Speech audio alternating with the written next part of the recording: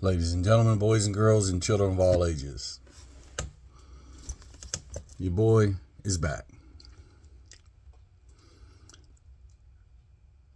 It's been some nice weather lately, and I saw some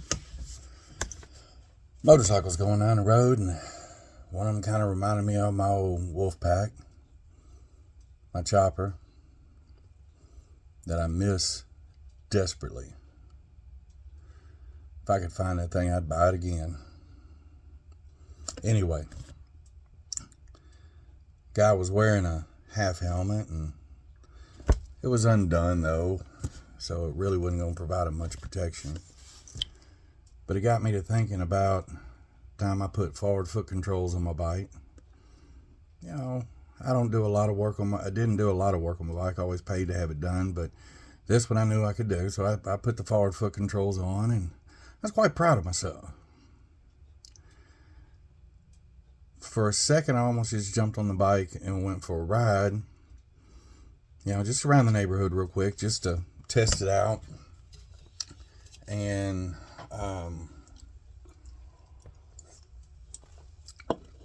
it dawned on me I needed to put my helmet on. At that time, I was a current Motorcycle Safety Foundation instructor. I worked for Rider's Edge, which was now is Harley Davidson Riding Academy, and one of the rules is, as an instructor, we always had to wear a helmet, be safe. So I went ahead and put the helmet on. The ride around the neighborhood turned into a ride down a highway, and I ended up headed toward work. Bright and early on a Saturday morning, I wasn't scheduled to work, and I thought, well, what the hell? I'm going to go up there and I'm just going to have one of the mechanics check out my work. You know, make sure it's structurally sound. Get up on the highway, and of course, Texas, you know, you got some music in your ears, and I got my new carbon Kevlar half helmet on, and music's jamming. You know, the harder the music jams, the faster you go. I was doing probably about 80 down the highway, and there was an electrical truck in front of me, you know, the electrical side panels, and I noticed something fly out the back of the truck. And it turned out it was a washer about that big, and I watched it bounce down the road.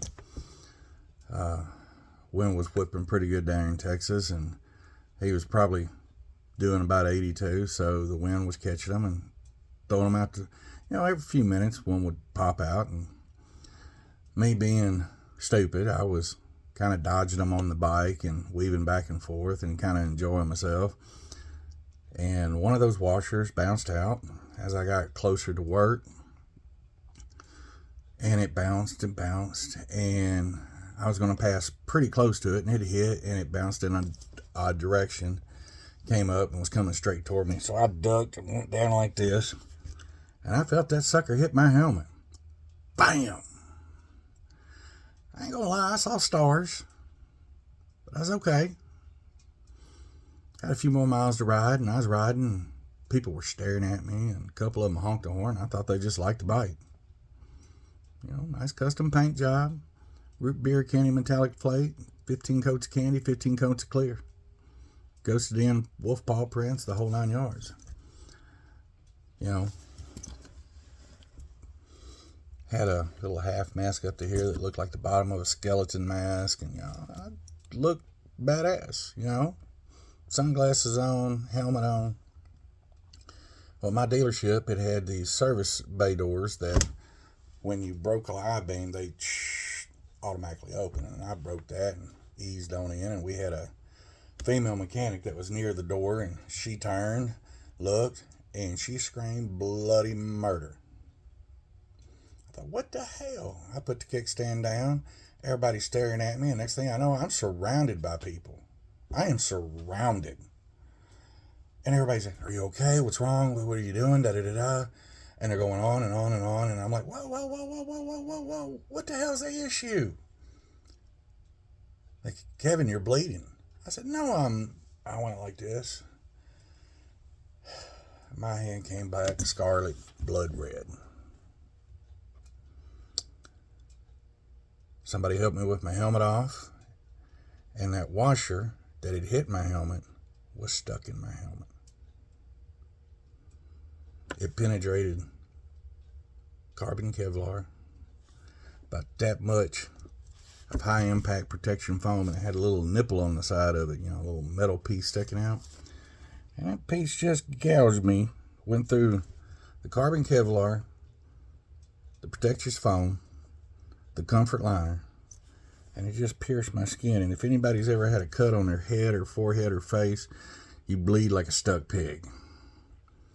I was covered in, of course, I was wearing a white shirt, and I was covered in blood down to here, and that's what everybody on the highway was honking the horn at and looking at and staring at, and that's why that girl screamed bloody frickin' murder and why everybody was panicking. Now, I really wasn't injured, but if I hadn't worn that helmet, I'd have been a dead man. So any of y'all that ride, whether it's around the block or around the world, wear the damn helmet. It's by the grace of God that I was alive. Doing 80 down a highway, and if I'd have gotten hit with that thing in my head as thick and as big as my head is, I'd have been dead. Fortunately, I just lost a little bit of blood, and once the helmet came off and the piece of metal came out that was keeping the wound open, I stopped bleeding within a couple of minutes. Had a nice little scab there for a while.